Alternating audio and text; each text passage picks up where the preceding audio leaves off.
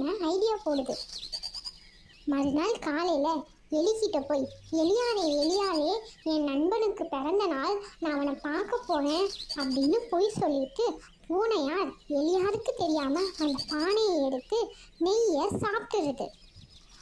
கொஞ்சமாக சாப்பிட்டுட்டு பூனையார் எலியார்கிட்ட போகுது. எலியார், என்ன நீங்கள் அதுக்குள்ளே வந்துட்டீங்க, பர்த்டே பார்ட்டி அதுக்குள்ளே முடிஞ்சுதா அப்படின்னு எலியார் கேட்குது. ஆமாம், ஆனால் எலியாருக்கு சந்தேகம், எப்படி அதுக்குள்ளே முடியும், உங்கள் நண்பனோட பேர் என்ன அப்படின்னு எலியார் கேட்குது. அதற்கு பூனையார், என் நண்பன் பெயர் முக்கால் குடையான் அப்படின்னு சொல்லிட்டு பூனையார் சொல்லுது. நாட்கள் போய்கிட்டே இருக்கு. மறுபடியும் பூனையாருக்கு நெய் சாப்பிடணும் போல இருக்கு. மறுபடியும் பூனையார் எலியார்கிட்ட போய் சொல்லிட்டு அந்த நெய்யை சாப்பிடுது. இப்படி கொஞ்சம் கொஞ்சமாக பூனையார் பானையில் இருந்த நெய் அவ்வளோத்தையும் சாப்பிட்டுருது. 2 மாதம் கழிஞ்சோன்னா மழைக்காலமும் வருது.